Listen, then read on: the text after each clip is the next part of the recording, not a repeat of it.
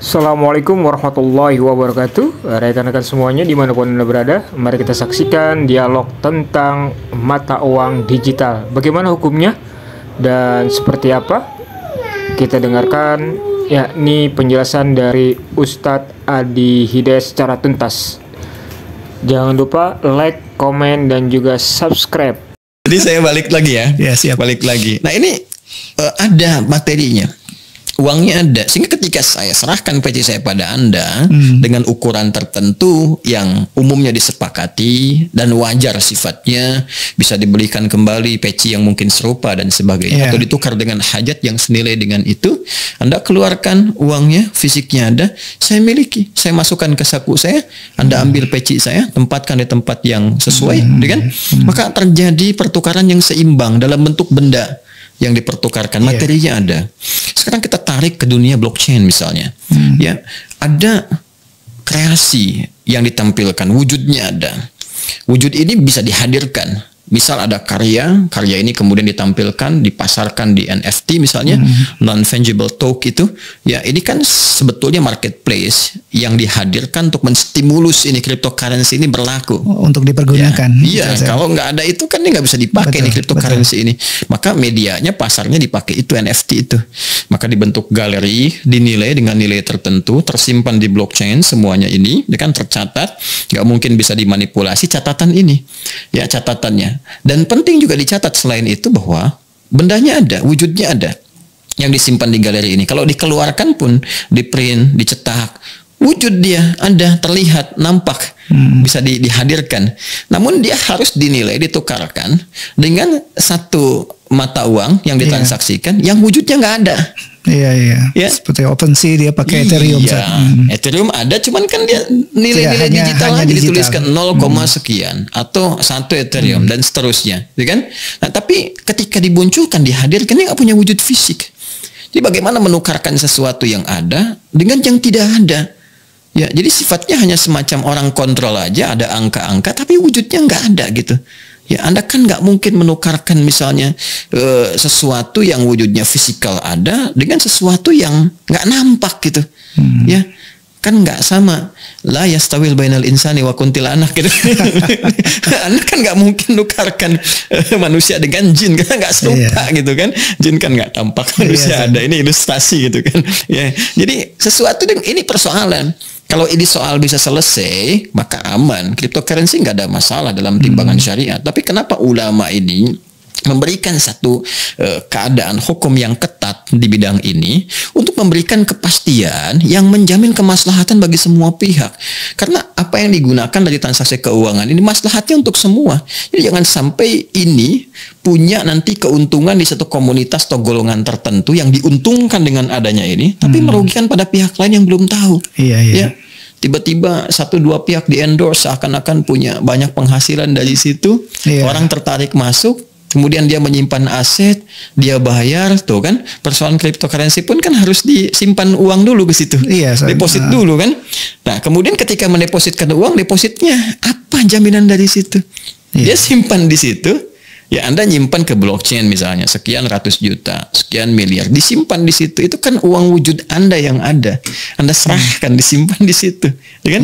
Lalu kemudian ditukarkan dengan sesuatu yang wujudnya nggak ada, hanya nama saja, Ethereum. Kemudian macam-macam lagi nih bentuknya mata uang, selain macam-macam sebagainya. Mata uang tadi kripto itu, ya. Jadi masalah gitu.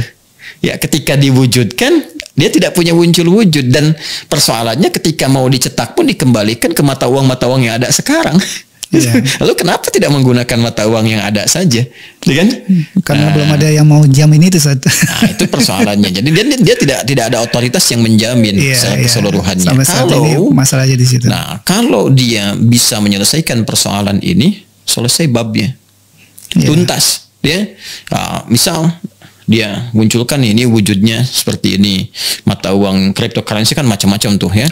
Yang satu wujudnya begini misalnya, ini wujudnya begini. Lalu punya nilainya sekian. Lalu nilai ini ekuivalen misalnya ya dengan mata uang yang ada, yang sekarang secara fisikal kita dapati sekian. Ya, bahasa gampangnya beginilah, digital, rupiah dalam bentuk digital. Apa gitu kan, dolar dalam bentuk digital dan sebagainya. Jadi dia nanti bisa dinilai itu persamaan nilai itu. Selesai. Ya, kalau mau misalnya, oh iya tapi kan ini bisa nanti nilai-nilai ini tetap dikontrol oleh otoritas tertentu yang bisa menaik turunkan seenaknya gitu kan, mengontrol nilai nominal sehingga banyak dirugikan. Ya bikin underlying aja yang setara. Yang paling nggak banyak perdebatan kan emas itu kan paling gampang gitu. Sepakati, dan underlyingnya pakai emas aja, ya mungkin setara semua, nggak ada repot-repot lagi, diarahkan ke situ, jadi rupiah sekian, nilai ininya sekian, ini underlyingnya sekian. Nah, uang digital memfasilitasi itu, kan itu selesai masalahnya. Ya kan? Nah, jadi dia punya underlyingnya, ada wujudnya, ya kan? Kemudian dia menyelesaikan persoalan dunia atau global saat ini, ya. Tapi kalau kita mau jujur ya, repot-repotnya kenapa nggak dibalikin ke emas aja misalnya kan, sehingga punya nilai dan seterusnya. Atau tadi uang kertas punya takaran seperti Indonesia pernah mempraktekkan dulu. Nah, saya kembali ya kepada hukum tadi. Kalau Anda tanya tentang cryptocurrency, sampai MUI pun melakukan kajian tentang ini, persoalannya hampir semua sama. Nggak lepas dari dua hal tadi. Ya, ingat ya, bukan menghambat atau menolak kemajuan, sangat diapresiasi. Nah, ini yang jadi ada kesalahan logika dalam berpikir ketika Islam misalnya memberikan pandangan atau agama mengatakan ini haram ya, langsung dipersepsikan oh ini menghambat. Ya, antipati terhadap kemajuan atau menghambat kemajuan, menghambat kreativitas. Cara berpikir yang salah. Justru ketika hukum itu dikaji dan diberikan pendampingan, itu sebetulnya filosofinya menerima semua kemajuan itu, tapi memberikan perlindungan untuk kemaslahatan bagi semua. Karena fungsi agama itu hadir untuk membimbing umat manusia pada umumnya sehingga tetap berada dalam kemaslahatan dalam berkehidupan. Jangan ada ketimpangan. Kalau kita tuh di sila kelima Pancasila, keadilan sosial dalam konteks Indonesia bagi seluruh rakyat Indonesia. Agama itu kan lintas ruang. Ya, lintas waktu. Agama yang baik kan begitu, kan?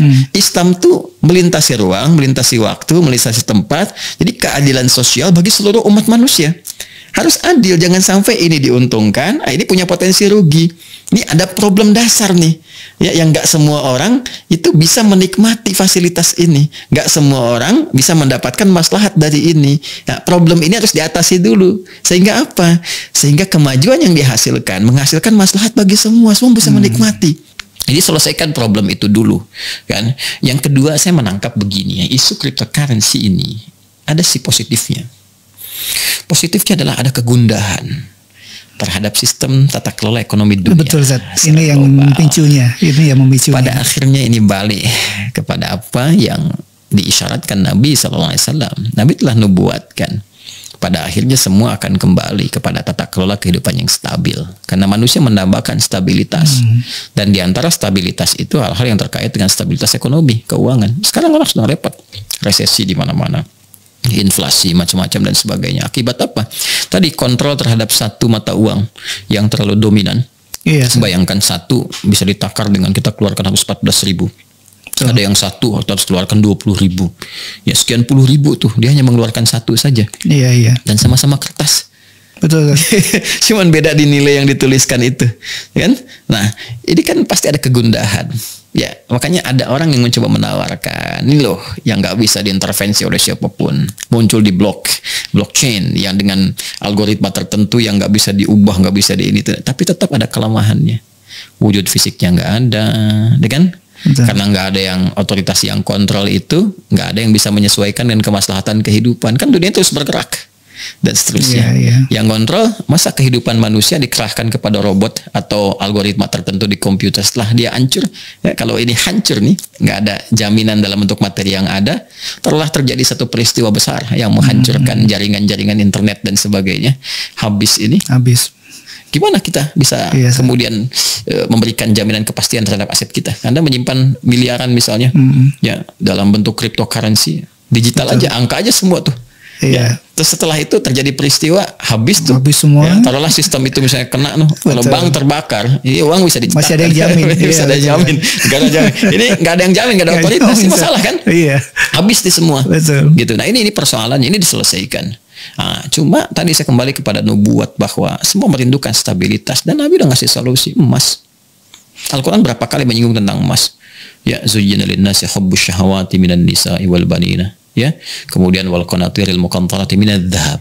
wal fiddah, emas, perak dan sebagainya. Jadi sebenarnya cryptocurrency sederhana. Iya. Kenapa MUI masih memfatwakan haram, ya kan?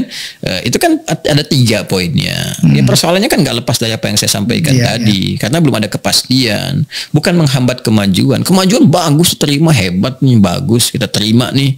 Tapi harus membawa maslahat. Jangan sampai nanti ada orang investasi di situ, tiba-tiba dia butuh nggak bisa dia tarik, gitu kan? Atau tiba-tiba ini nggak ada aset dia nggak kembali, kepemilikan nggak ada yang pasti. Ini udah dipastikan. Nah, jadi kalau ini bisa didapatkan solusinya, silah bentuknya bisa, wujudnya bisa kemudian dikreasikan dari bentuk digital tadi, ada wujud materi yang bisa dipegang sebagai jaminan, ada otoritas penjaminnya, itu lebih memberikan kepastian sehingga investasi yang diberikan kepada tempat-tempat tadi, orang bisa pegang jaminannya apa. Demikianlah pembahasan mata uang digital, semoga bermanfaat. Nantikan video selanjutnya. Assalamualaikum warahmatullahi wabarakatuh.